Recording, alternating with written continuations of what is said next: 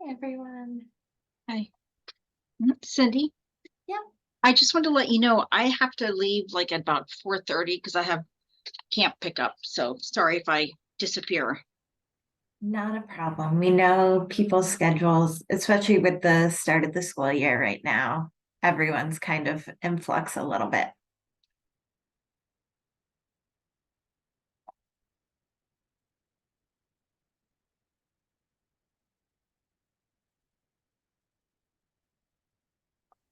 Hello there.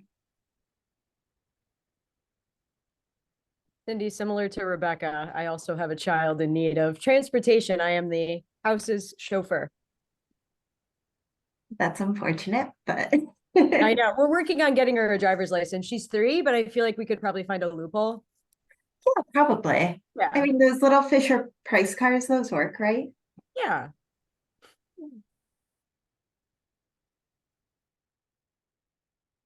Hi, everyone.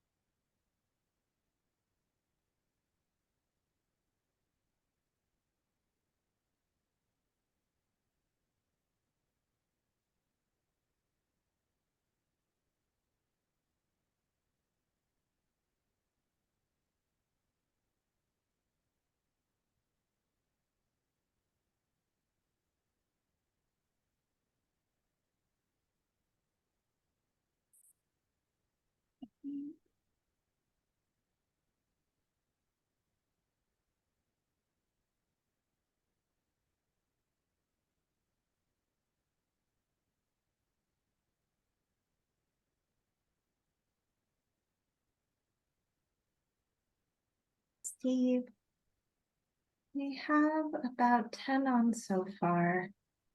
I'll triple check how many RSVP'd.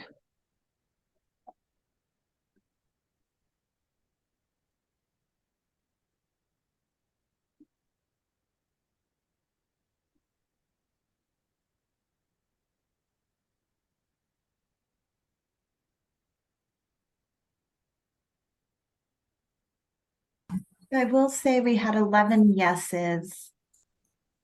And then a handful of folks who didn't get a chance to respond. So we're looking pretty good. You could probably wait another minute or so. Um, but we have a good number here. And we have a few folks who have to log off a little early for childcare purposes.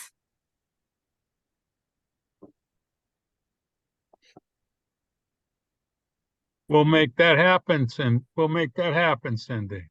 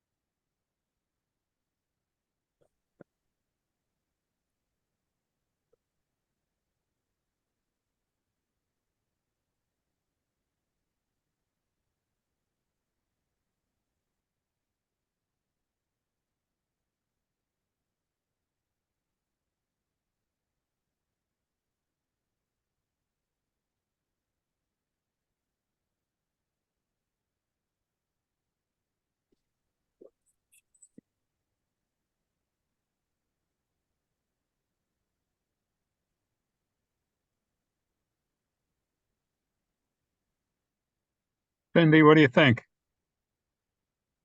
I think we're good. Okay. And you've already put that we're recording this, correct? Yep, we are always recording these, Okay, unfortunately or fortunately, depends how you look at it. great. All right. Um, and we're going to stick strictly to an hour on this. And as you know, our job is the education subcommittee is to determine what should be done in the educational realm for America 250. We had a somewhat spirited discussion on that the last time we were on.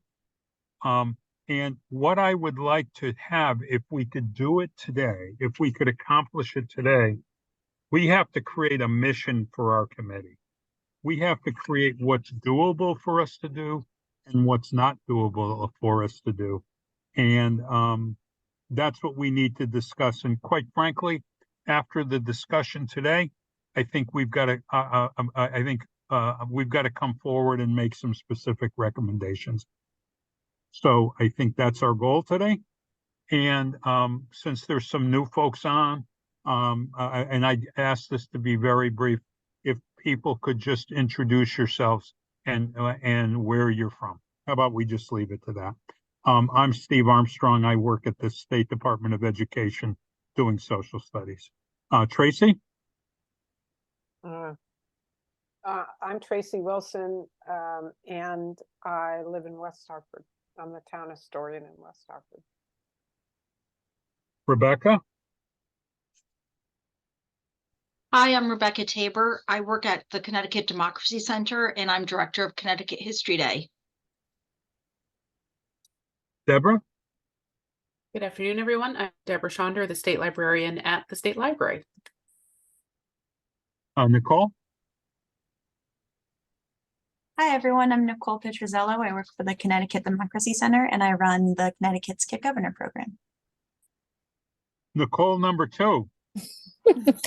Good afternoon, everyone. So happy to be here. My name is Nicole Jones, and I am the Humanities and Arts Project Manager in the Academic Office at the CSCE. Richard Hirsch. Dick Hirsch, Guilford, Connecticut. I'm on the school board. Thank you. Ramona. Hi, Ramona Revere with Stepping Stones Museum for Children. I'm Director of Special Programming here. Thank you. Mark. Hi, my name is Mark Congdon. I'm Assistant Professor of Communications at Sacred Heart University. I'm also a former special ed teacher, and I live in New Haven, Connecticut. Great. Thank you. Ingrid. Good afternoon, everyone. My name is Ingrid Kennedy. I'm the Executive Director with the State Education Resource Center. Thank you. Kathy Hermes. Kathy Hermes, publisher of Connecticut Explored. Danielle. Danielle Johnson. I teach 8th grade U.S. history for Bristol Public Schools at Chippensville Middle School. And I'm also the AVID coordinator and teach the elective at my school. Thank you. Tony. Or I should say CCSS, because that's what it says, Tony. Yeah, my fault. No. Hi, Tony Roy, President, Connecticut Council for Social Studies. I also teach in Bloomfield Public Schools at Global Experience Magnet School. Great to be here. Nice to see you all. Matt. Hi, everybody. My name is Matt Warshire. I'm a history professor at Central Connecticut State University.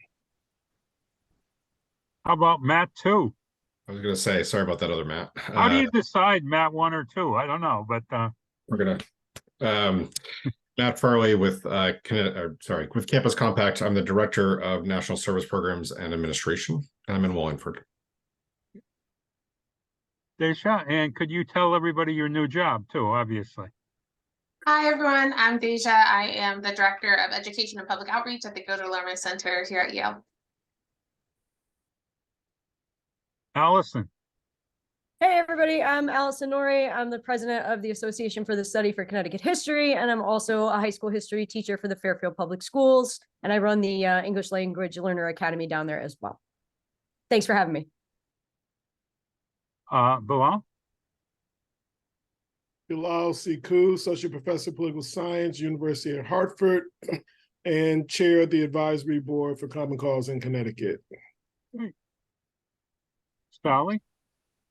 I'm Sally Whipple, Executive Director of the Connecticut Democracy Center at Connecticut's Old State House. Fiona. Hi, sorry guys, I'm not well, so I can't be on camera, but my brain and my mouth works, so I figured I would come and help. Fiona Verno, UConn, Associate Professor of History and Africana Studies. Right, thank you. And Denise. Yes, a late arrival. Denise Merrill, I'm chairing the commission, and I'm the former Secretary of the State. Thank you. Denise, before we get, is there any comments, general comments you'd like to make to the group before we get started? No, I'm kind of a fly on the wall for this one, Steve. I know we have worked together for many, many years, and I know that this is going very well. I'm hoping we can have a plan in place by our next quarterly meeting. And this has been, I hear, a very active group. This is, I think, to my mind, the most important thing we will tackle during these 3 years. So I'm very anxious to hear the views of everyone here and what progress we're making on a plan. So thank you, Steve, especially. Yep. And to latecomers, that what our goal is, to repeat myself, is coming out of today's discussions is a mission for this subcommittee. I mean, we were still sort of wrestling with that last time, but that is the goal, to come out of this meeting with some mission for our group. to start off the meeting, Matt Warschauer from CCSU, Matt 1 or 2, is organizing a conference that may be the kickoff to that should be the kickoff probably to America 250 in Connecticut. So Matt, and also working with Tony at CCSS as a co-sponsor for this, if you two guys, gentlemen, might be able to just talk about that conference a bit. Sure. So I had an idea.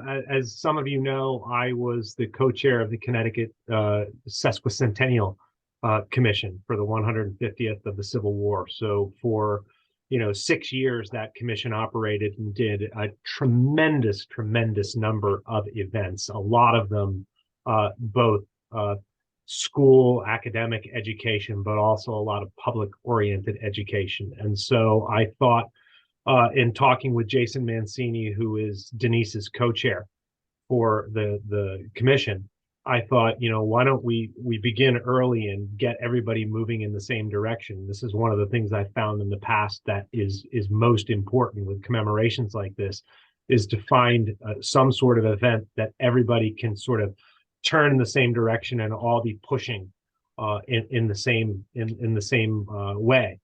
And so I thought the natural for that was to do a conference. And so the basic idea of this began as a 2-day conference at CCSU this coming March 2024. That would be for 250 middle and high school students. The focus of the conference is declaring freedom. And the first day of the conference, the first half would be talking about the philosophical underpinnings of the Declaration, followed by discussions about how that sort of ideology and that philosophy, that hope for the Declaration, has how the country has wrestled with and struggled with that throughout its history. And then the second half of that first day would be Connecticut sites. So we would work with Connecticut League of History organizations and other history and museum partners to have them present the kinds of resources and materials they have related to this, because this is about getting students engaged in studying and researching varying aspects of the Declaration and the American Revolution. So in one part is so that they could present and propose papers and projects at Connecticut History Day, which the Old State House and Rebecca are very much involved in. And so we really wanted to sort of plant a seed that would germinate over the next few years to get students going on this.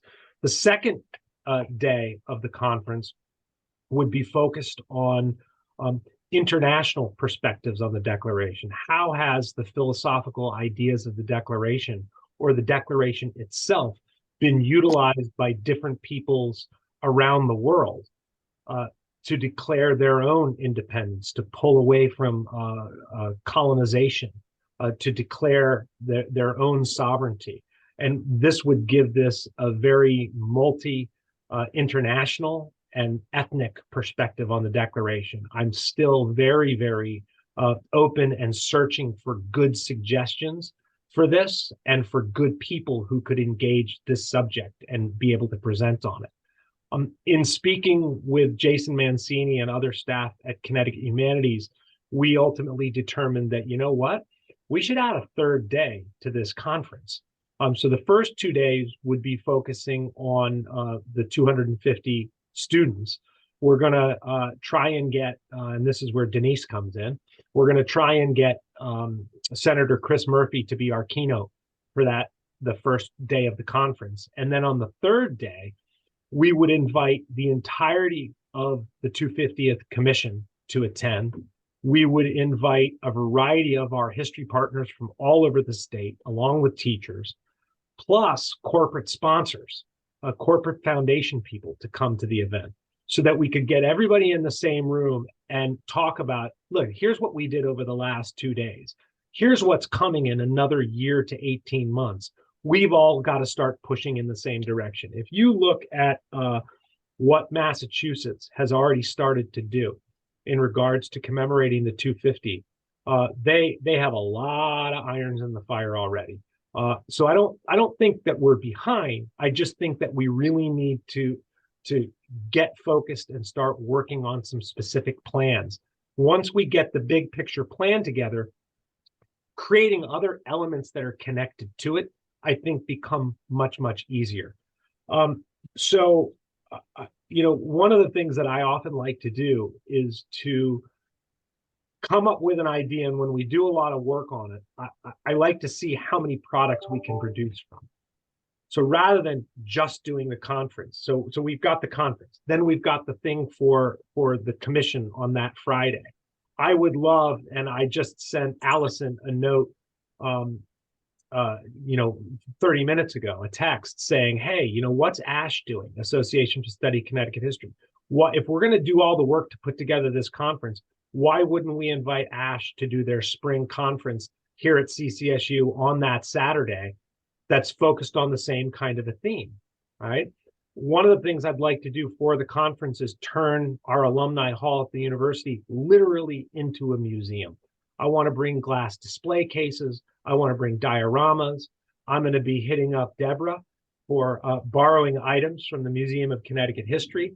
And what I'm hoping to do is to make this event in March of 2024 to hopefully to really germinate some momentum and some excitement and some ideas for where we can go in the future.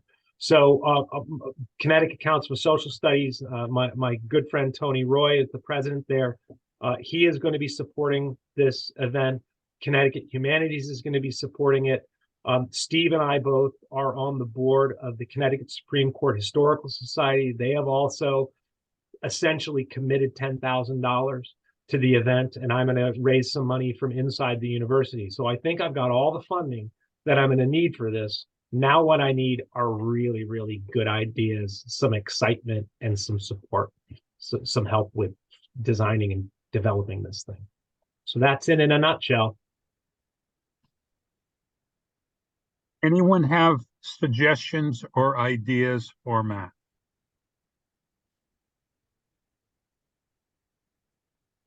What I'd really love are your ideas for that, for the first day or the second day, on the kinds of things we can present and utilize for the students, because we're going to do at least 3 professional development webinars for our teachers. So we're going to be able to provide the teachers and the students with materials that they can read, so we can make this conference as interactive as possible. So in particular, if you have ideas for international examples of the Declaration, that would be great. I would love somebody who could do something on Haiti.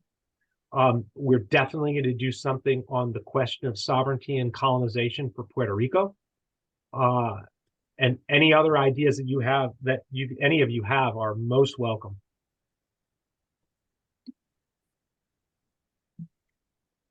Again, any suggestions or ideas that anyone would bring forward now? I put a couple citations in the chat that might give us potential speakers, or keynote speakers. The Journal of American History had a volume on translations and views of the Declaration from an international perspective. David Armitage wrote a book on global history of the Declaration. Mm-hmm.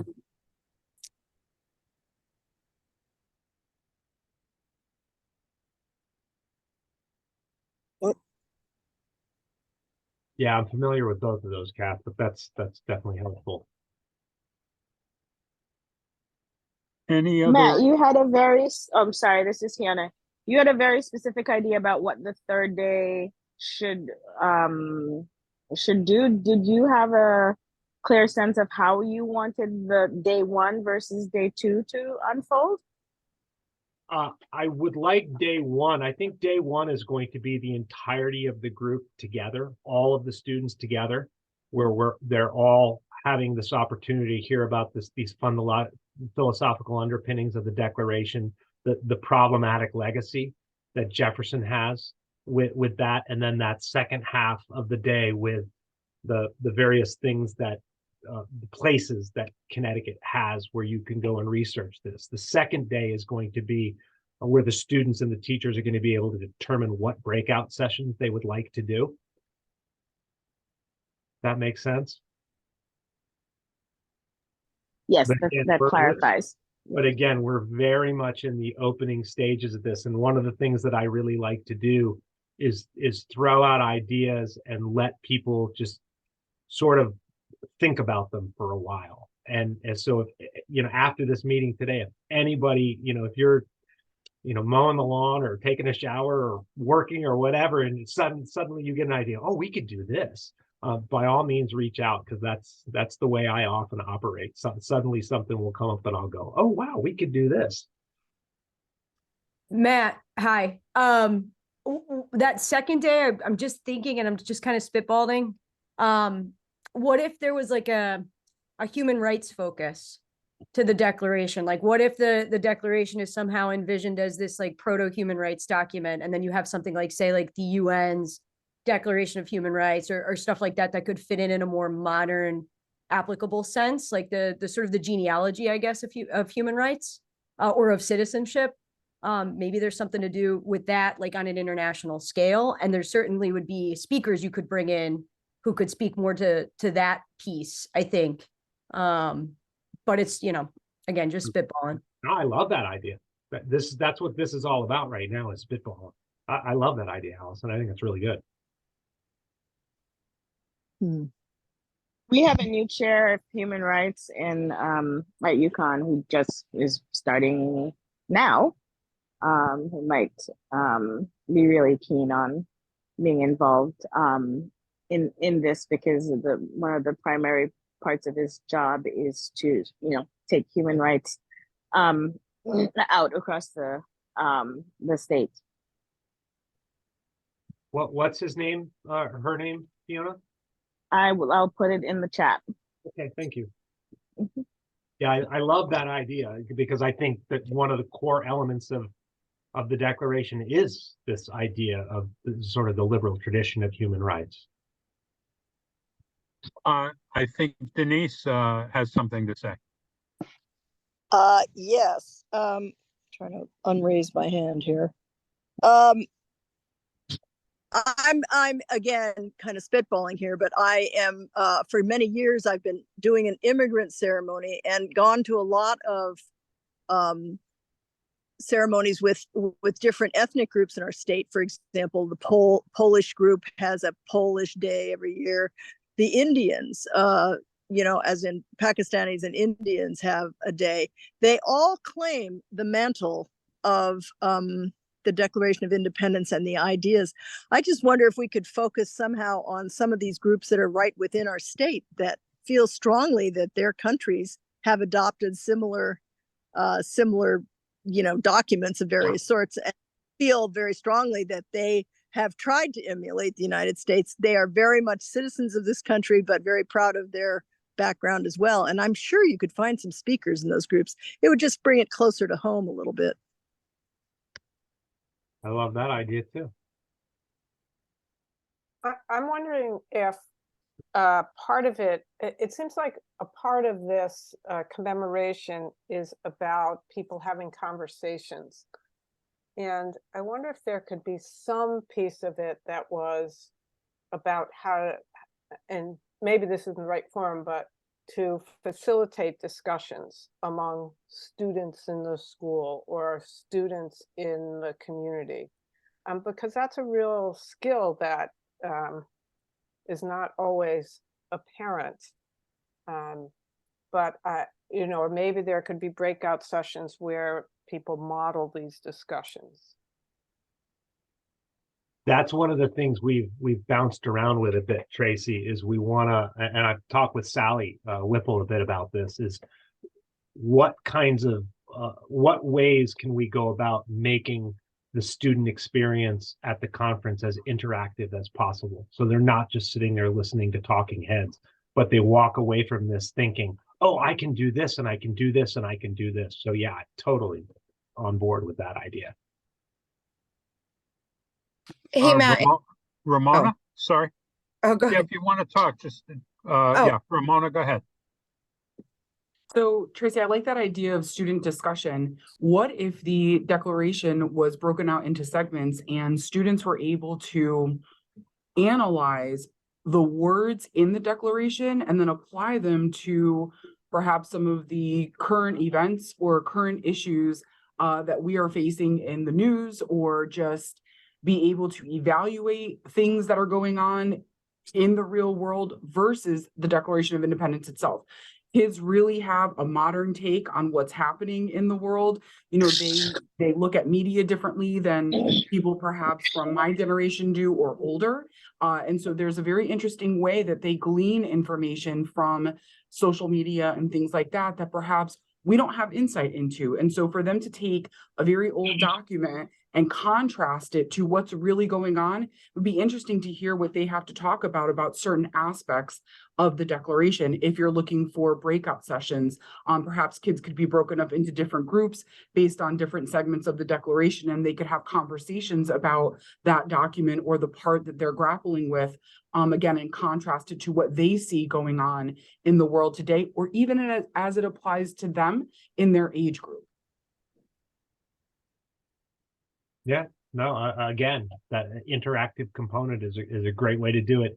And I think that's one of the key things that overall the Connecticut's commission and other commissions are focused on, is not merely discussing the declaration as, oh, this happened and let's learn the history of this document, but rather how it intersects with contemporary society. Yeah, it's absolutely key. I agree. Matt, what's the age group of the students that you would like to engage in this? Middle school and high school. Uh-huh. I know this might sound really cheesy, but I was doing some back to school shopping with a friend of mine who's a teacher, and they had the Declaration of Independence printed in this like nice foldable, beautifully designed, for Dollar Tree.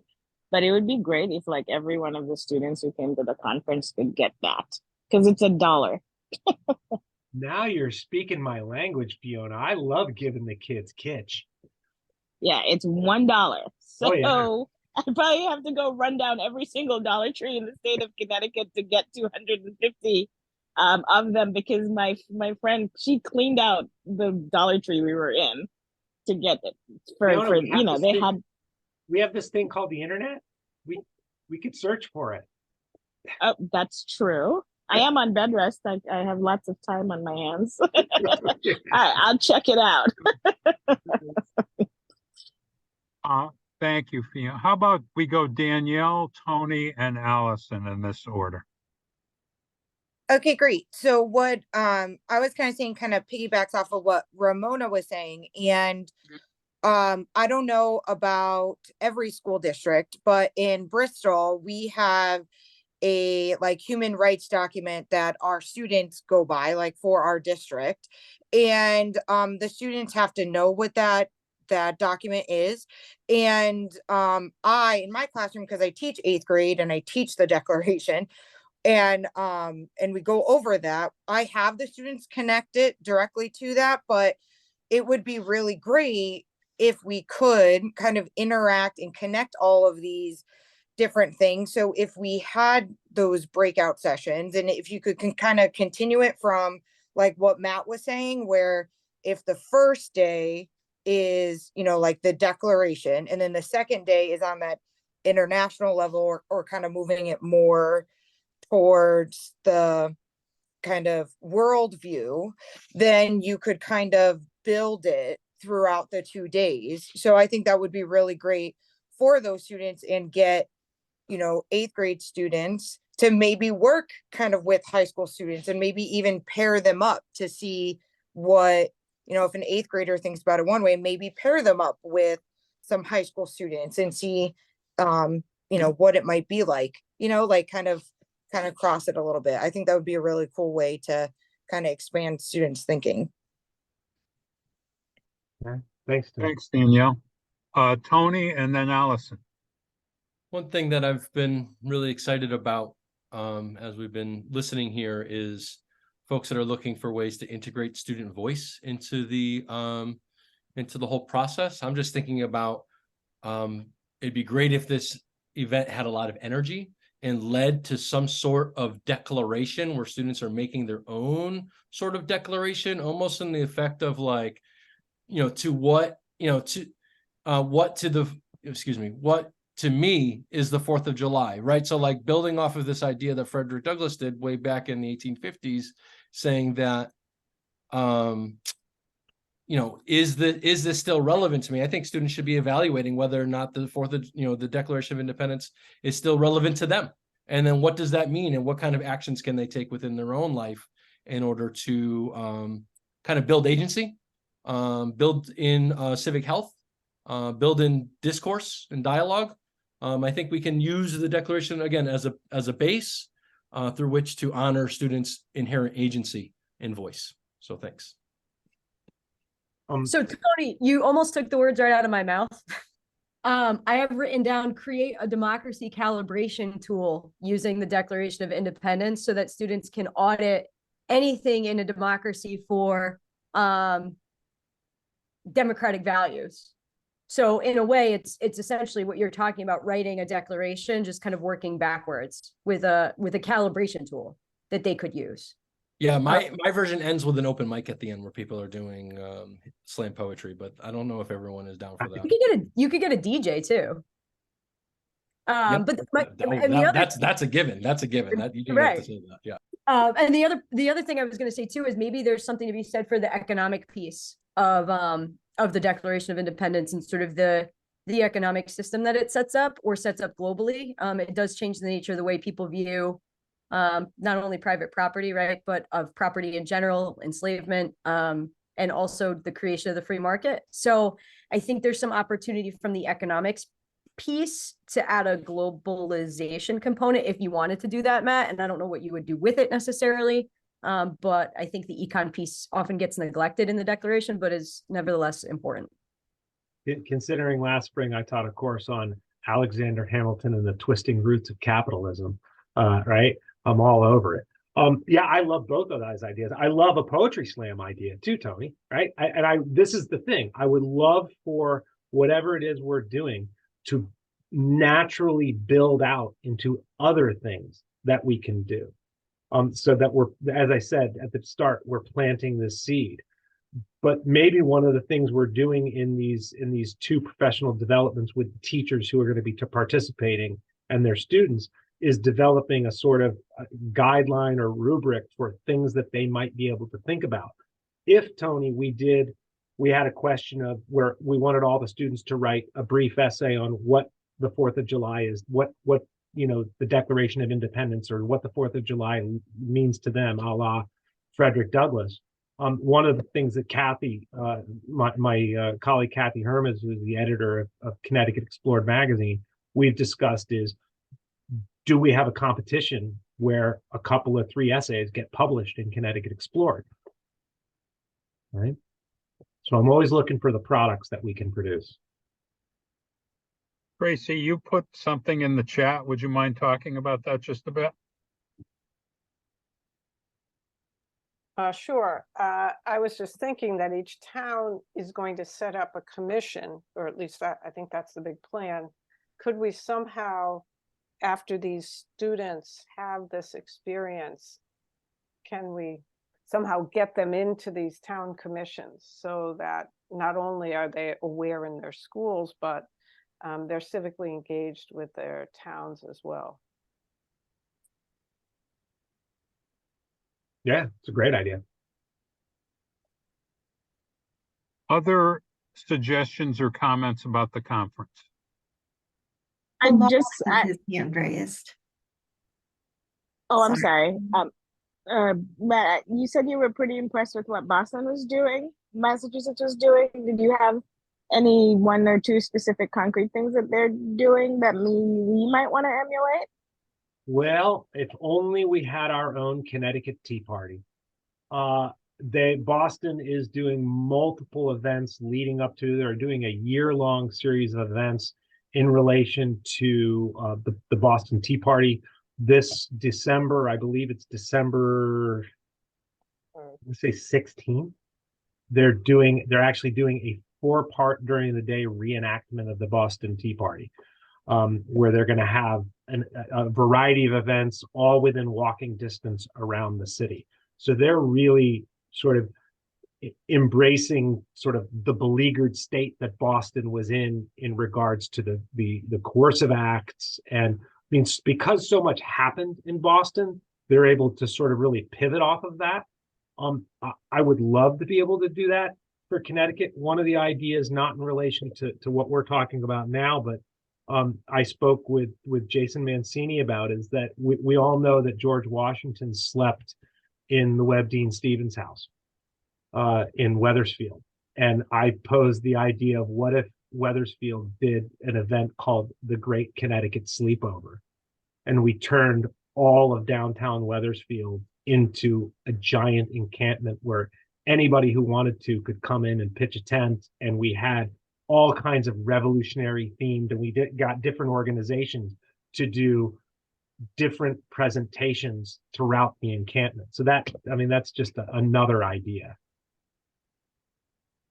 Is there anyone who has not spoken who would like to offer a suggestion or comment?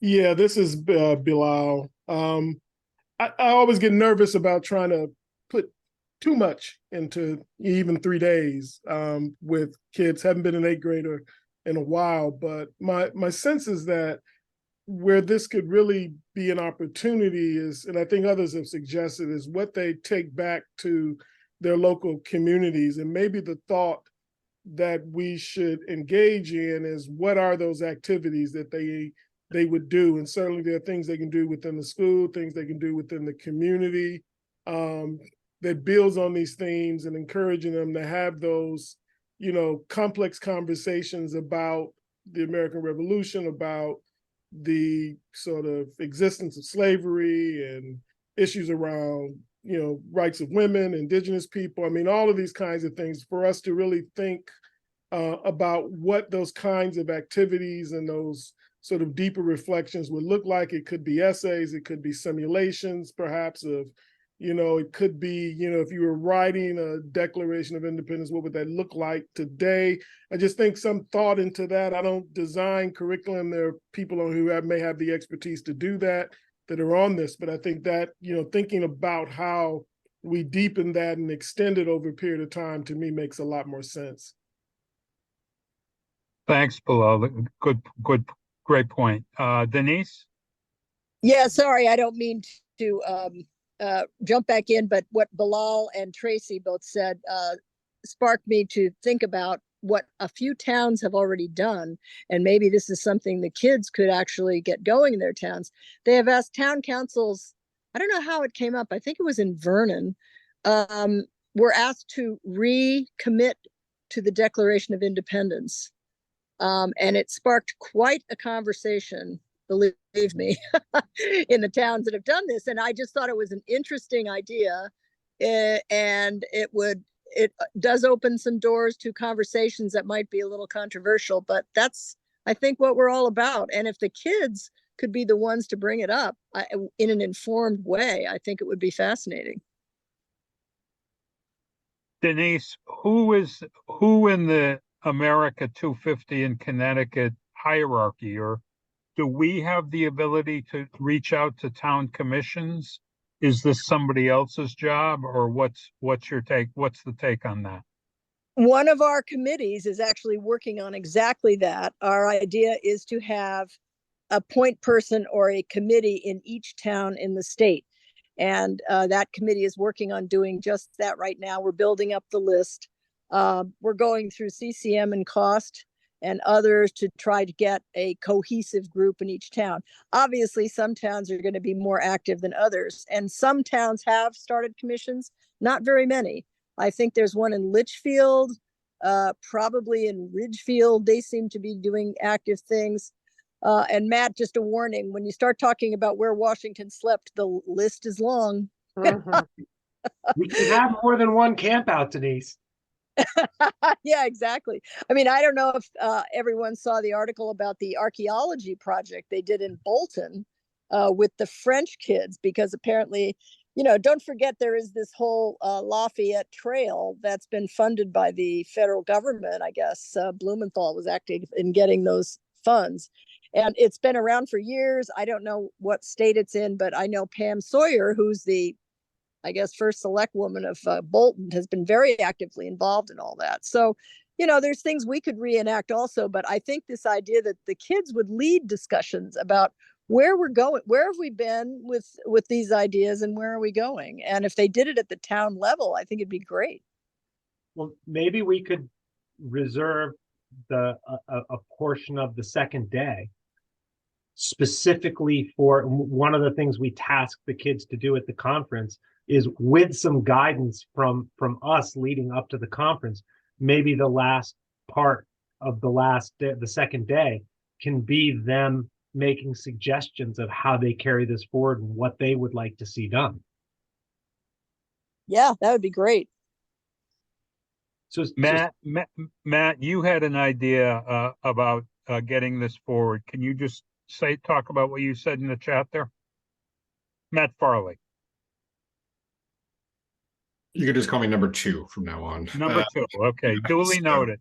Yeah. Yeah. I mean, I think I'm just picking up on, I think what is a common theme of this, like this conference is for, it sounds dynamic and really exciting, but it's a small number of people compared to the number of people in the state, right? So how do we amplify and replicate and take things that happen in those spaces and inspire them to take action at home? And so whether it's designing that they are, you know, experiencing certain pieces that are, whether it's dialogic or facilitated in different ways, whether there's talks that can happen, but then with the idea of like, oh, I want to bring this to my class or my town. I just think that if we can design this to be essentially kind of parts that can be taken apart and put into a local context, I think would be to our strategic advantage.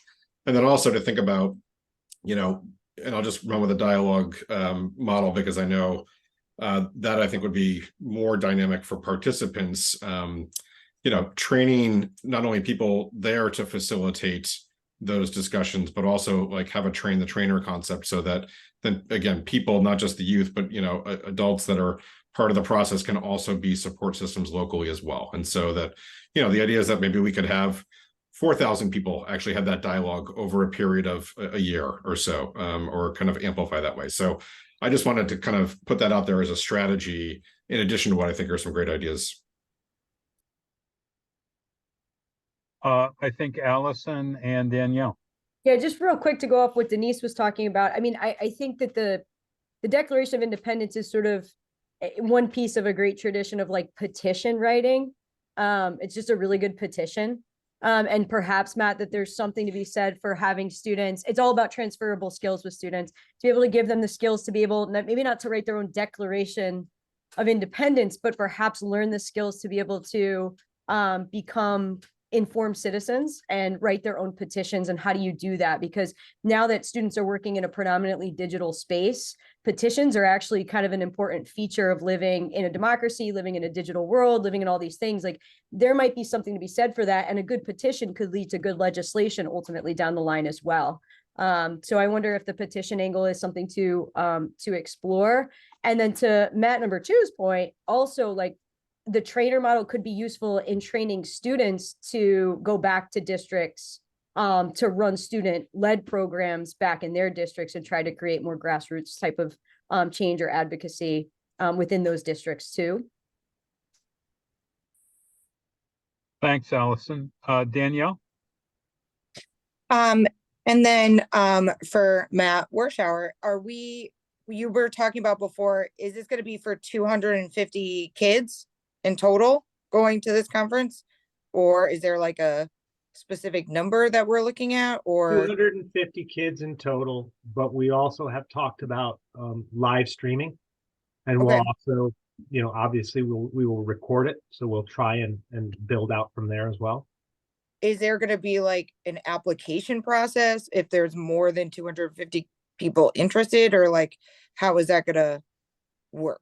We are, Tony and Steve and I are going to sit down very soon and try and answer that exact question, because we want to make the opportunity to take part in this as fair and as distributed as possible, because we're going to be having the funds to cover all the costs for this busing.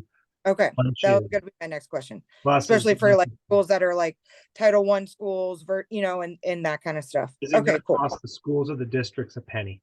That's Okay, cool. That was my next question. Awesome, thanks. May I suggest, Steve, that so we've talked about this generally. Nobody has seen the actual written proposal. So may I suggest, Steve, that in the next week or two, give me a little bit of time because classes start a week from today, that I send the sort of draft proposal of this. Steve can send it out to everybody on this committee, along with the notes that I've been taking. And then we can start developing. Once you see it in writing, you'll get even, I think, better ideas. We can all start to jot down ideas. I would love to see this idea about the activities that kids could potentially bring to their communities. I'd love to see this committee broken up into a couple of 3 subcommittees that could work on varying parts of this so that we could then bring it back and have a fuller discussion. Does that make sense, Steve? It does. And yeah, I think we're ultimately going to be breaking into subcommittees. Absolutely. What would help you, Matt and Tony, at this point? What could this committee best do to help you? Or is it too early to even suggest that? Well, I'm just looking at the agenda for today. And it seems like we've spent a lot of time thinking about the conference, which I think can go towards the mission. But I think that what would be really important is if this subcommittee knew exactly what their drive was, so then we could think about how is it that it supports the conference. Because I think it would be, yes, all these ideas are great. And I'm not sorry to speak for Matt, but I think planning as a whole group like this might be difficult. I mean, for ideas, I think it's good, but let's think about how is it that this committee can organize to help. I think that would probably be the. And I would gently, Tony, suggest that there be a mission of the education subcommittee, and it rather than having that mission support the conference, I might flip that a little bit. I think the overall mission of the education subcommittee, which will last until 2026, I don't think we shoehorn that specifically to support the conference, although I think that will inevitably happen. Could I ask, did anyone else have anything to say at this point? Could I, if not, I would want to just say a couple things, that every organization represented here, and there's many, your organization, your group, your school, my mission is that all of you will be represented and have some role. CERC, every university that's represented here, CERC, the Gilder Lehrman Center at Yale, the Connecticut State Department of Education, each of those organizations can somehow support the educational subcommittee and the mission of the educational subcommittee. So we want all the groups involved. A question that's been asked many times, and I'd just be for 2 minutes or 3 minutes or whatever, should this group be a creator of activities, or should this group, because this is going to help determine the mission a lot, I think, or should we be supporting other activities that are going to take place? After the conference is over, should all the way up till 2026, should we be saying we will create educational activities to support education? Or should we be looking for other community groups, other groups that are going to be doing things for America 250? Would anybody want to comment on that? Should we be creating activities, or should we be supporting others that are doing the activities? Please let me know. Any comments on that?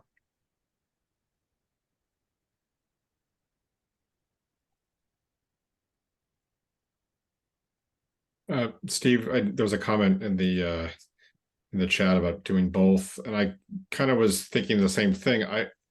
I guess, and I missed the first meeting, so I apologize for maybe not being up to speed fully. But I think groups like this could be really successful in mobilizing others. But do we have any, for lack of better terms, carrot or sticks to do that? Like I'm just wondering, in terms of like, I think we can.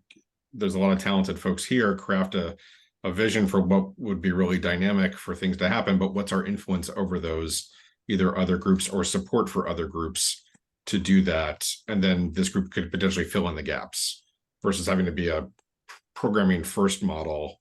It could be a programming second model, but I guess I'm not familiar with if there's any resources. Cindy, what would you say to that question? There will be resources, but we're not quite there yet, and we really can't say exactly how much we'll have.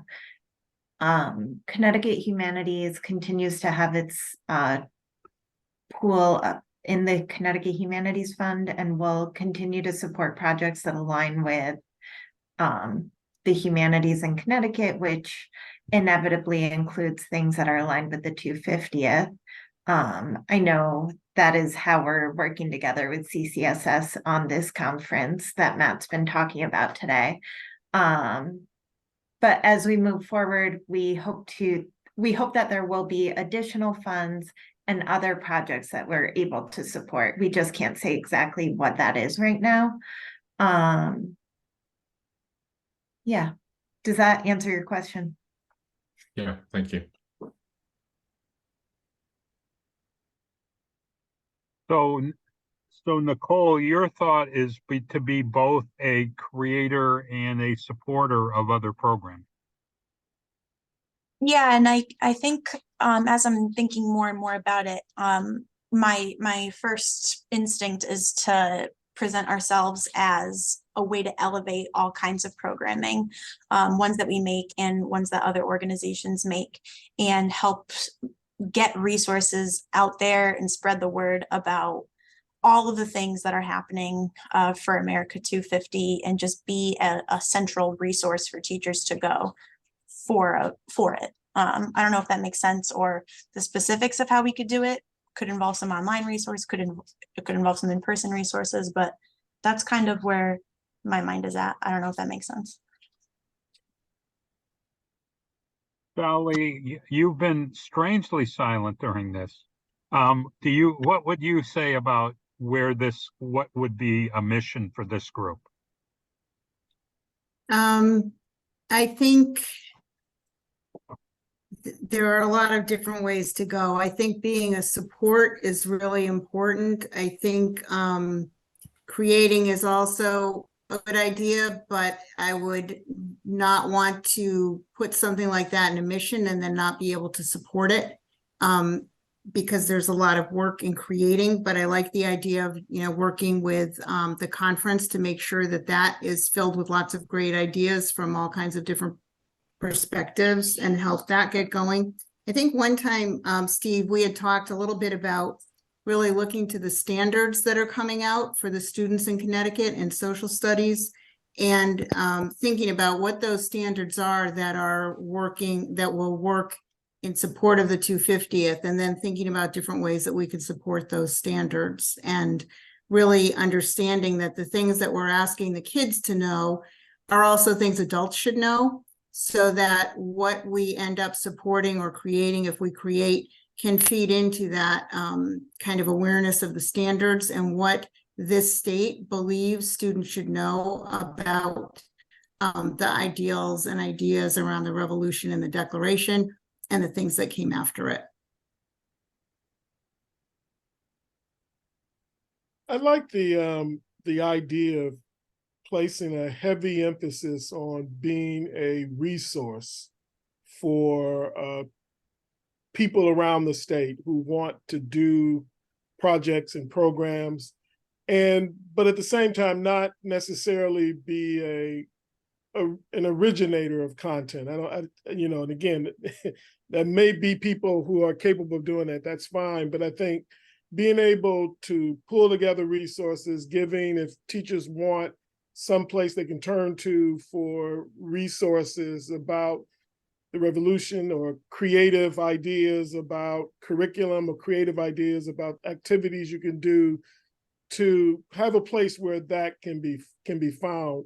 And I also think this committee could play a part in actually stimulating that conversation. And so doing the outreach to stimulate the conversation, to get people to thinking and planning to do activities, but also giving them some ideas about the kind of activities that they could do. I think this committee could play a really important role, both at the K through 12 level, but also I think ultimately as well at the college level as well.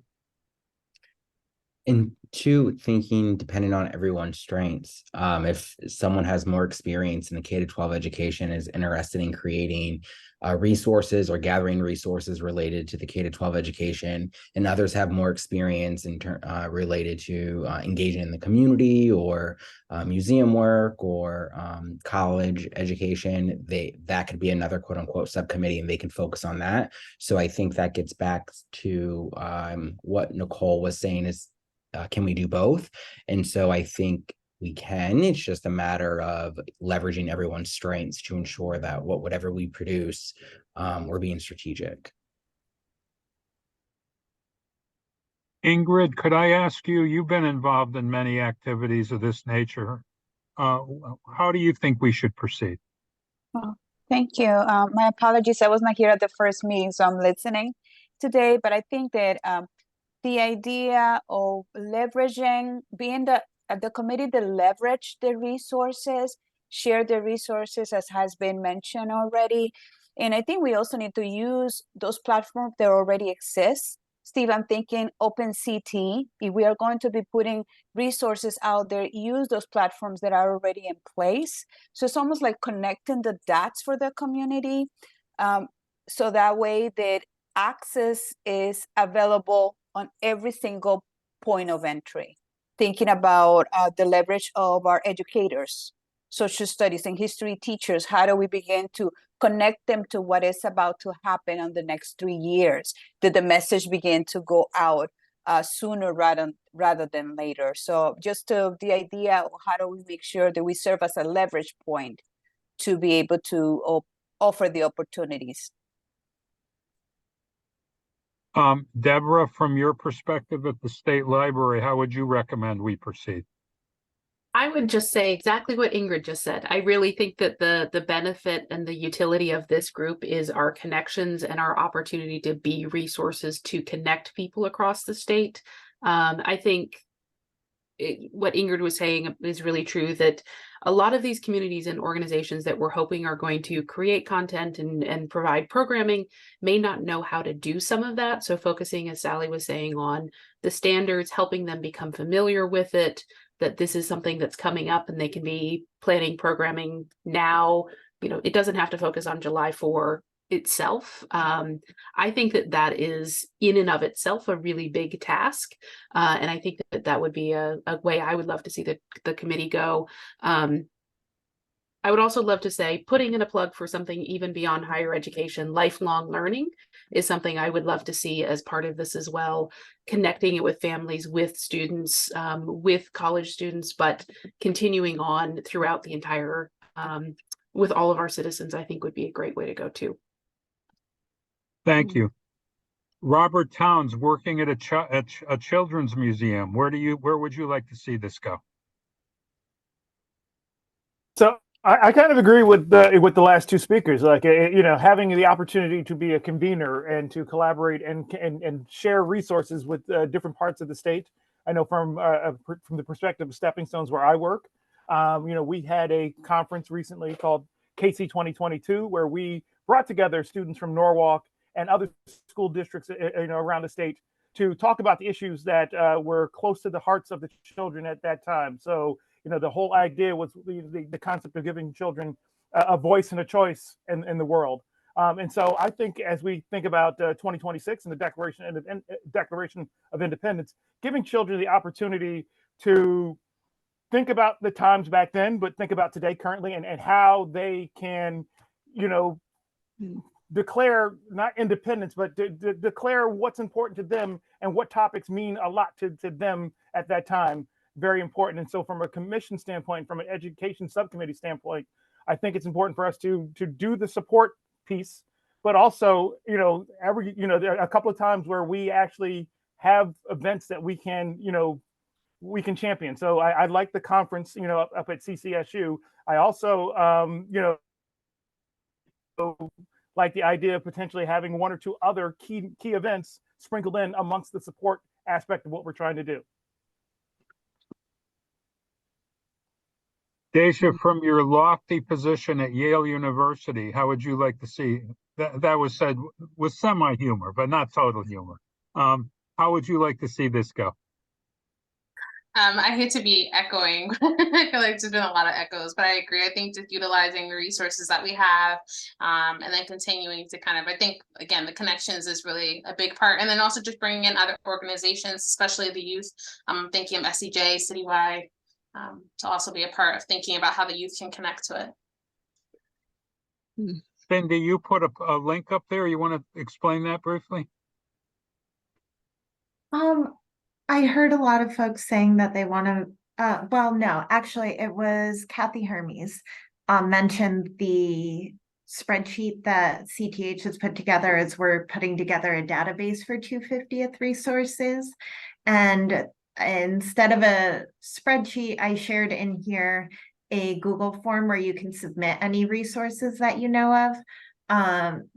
Right now we have a resource list on the 250th website, but by mid-September at the latest, we will have a resource database up so that people can search for primary sources, articles, and other Connecticut-centered resources.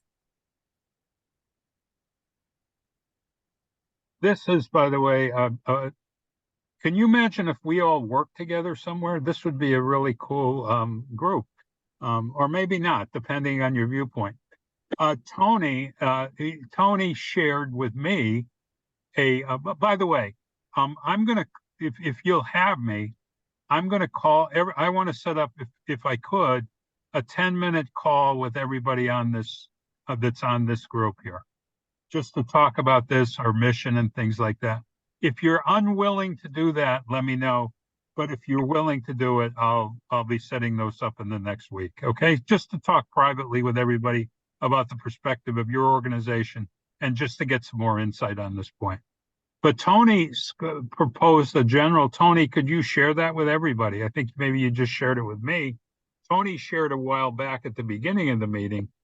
Tony shared a potential mission statement, and which we should take a look at. All right. I am trying to chat it in here. Hold on a second here. Boom. I was just kind of listening and thinking ahead when I first got on here, like, what is this committee going to be about? It's really about building a lasting understanding of the significance of the 250th, the Declaration of Independence, and trying to get a commitment to liberty and equality and self-governance. I don't know. So I was just kind of throwing some ideas together as there's a little statement. I'm sure we could throw this into ChatGPT and come up with a whole full action plan based on this. Actually, I know we can. I know we definitely can. So I don't know. Maybe this would be a point for folks to, maybe you could send this out to folks, Steve, and they could think about it. And then that's exactly what I was going to suggest. Yeah. That I'll send this out. I mean, this is a fine guiding this is a fine guiding statement right here. Done this kind of stuff before, Tony? A little bit. May I ask a very quick question? Will there be an education website for resources and stuff ultimately for this programming that we're doing and Yes, stuff that and we're doing? you're going to curate it. Okay. Cindy, no, Okay. you wouldn't have to. Cindy, what is your answer to that question? So we do have a Connecticut 250 website, and we're happy to, as we go through the process, happy to curate a portion of that website for education. I wouldn't do a completely separate website, but right now it's just general resources, but we could easily have a few pages that are dedicated to education specifically. Are you gonna want lesson plans or anything like that, or no? Ultimately? I'll let Let's Greg step in here a continue. little We'll bit. table it. Okay, no problem. Okay. Yes. I think it would be, your answer is yes, Denise? No, no. I was going to chime in and remind everyone that the commission itself has a set of themes that you should keep in mind. And you can see those on the website, and there's 4 of them. And I do think they factor into what you're discussing here. For example, the first one is telling stories, it's basically telling news stories maybe that had been forgotten about the American Revolution, that kind of thing, the inclusivity of what we're trying to do here and those sorts of things. So, I mean, they can work together, but you should just keep them in mind. I mean, if you want to be real fancy with it, we would have our mission statement and then we go back to those themes and we'd write, how does this mission align with these themes and dictate what the group is going to do to meet that? I mean, that'd be the ultimate fancy way of doing it. Right. And the next step perhaps to this, because it's pretty broad the way it's written. And so it could be much more than just like we've had this discussion about, should it just be K-12? Should it be college? Should it be everyone? I guess the answer is it should be everyone. I think, Denise, the prevailing view would be education is that we would want to tackle would be more than a K-12 thing. Yes. And I got that. And that has to be woven into what you see as your mission. Right. Daisha, I think you were going to comment or you had a question or something. You're muted. My bad. We outlined what the job of this committee. We should be pretty specific about the fact we're not just talking about K-12 education. I think that's what's triggered in people's minds. Daisha, you were going to comment? Yeah, I just was going to mention just briefly, if we could involve in any way, I don't know what venue or whatever aspect, but maybe involving the New Haven artist Titus Kaphar as well. I don't know, when I think of America's founding, I just think of Titus Kaphar. His paintings just communicate everything to me. So I feel like whether having someone from Next Haven doing an initiative in partnership with them, I think would be the best place to start too. Muhammad Ali on the declaration table. It's on my syllabus. I love that. I love his work. And along those lines, I wonder if we might come up with a set of documents from the revolutionary time period that are more inclusive than people are used to looking at, but that could be shared, maybe 4 that we want people all over the state to become familiar with, that would, tell us something about the 18th century, but also spur discussion in the 21st century. And Tracy, we had a discussion with several folks from several local historical societies who said that type of thing, it might be helpful to them as well as they interact with their with their visitors, to have even perhaps some guiding principles that might help them in their work at the local level. I'm sorry, go ahead, Denise. No, I just wanted to quickly comment that if I thought about what my private goal has been for this, is that every single person would be able to see themselves as either part of this revolution or the result of it or something, that everyone would feel basically American, that there's room for everyone. Matt? Tracy, to your point, one of the things we did for the 150th of Civil War is we reached out very, very early on to the editorial board of the Hartford Courant and the publisher, got together with them on several occasions, and basically provided them with an entire list of documents and different kinds of stories that they can do. So if we create a list of documents that we'd love for people to understand and see, and if our goal is to really reach out to the Connecticut community beyond K-12, if we develop some really, really good sources with stories and links for the Courant and for other news outlets, the current ran almost everything that we gave them. So that's a way to go about doing that. That's such a great idea, Matt. And by the way, we do have a marketing subcommittee as well. And, so that marketing and communication subcommittee should be working with you guys to get the word out to media outlets and others. I see a lot of crossover here.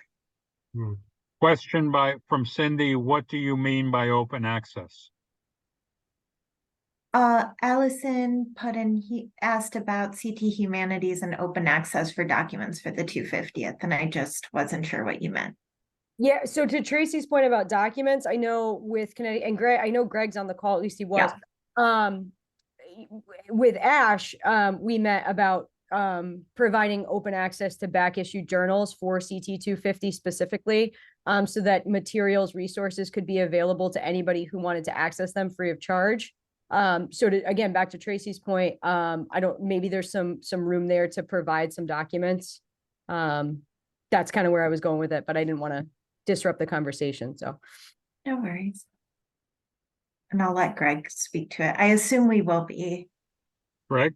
Yeah, I mean, the Mike, that's Mike, Mike Kamisis, obviously. That's where he's working right now. I know the Ash stuff probably we won't have access to for like another year or something like that. I can't remember exactly what the time frame was that we got back from University of Illinois Press. But as far as everything else, that's part of what Mike is working on right now, is getting access to all the documents, whether it be through government organizations or private institution. Cindy, when's the next meeting of the not this subcommittee, but the larger group? October 18th, I believe. Right. Okay. It is a Wednesday in October 18th. Thank you. So folks, what I'll do is send out, I think Tony's statement is certainly worthy of consideration, and some sub themes that fit under that. And if you would take a look at them and comment on them. And what I'd like to do at our next meeting, at the very beginning of our next meeting, hopefully, is formally adopt the overall theme and sub-themes for our organization. So if it's okay, I want to, again, to repeat, boringly, I want to talk, these conversations will be boring, trust me, I'm talking to you, but that was supposed to be humor, by the way. But we'll talk, and I'll get some more ideas from each of you. I'll put together a document, and hopefully take some time to consider it. And we'll, at the beginning of our next meeting, adopt it, hopefully. So it's 5:13. So, apologies for the late call. Thank you for all of your input today. It was helpful, and I hope meaningful from your end. And we will continue. Cindy or Denise, anything else from your end that you'd like to say to us? No, this is great. It's a great start. I'm thrilled to hear about the conference, and I think it's a really good start. I hope we can get something down in writing by the next meeting. And so thank you everyone for your help. Thanks everyone. Have a great day. Thanks a lot.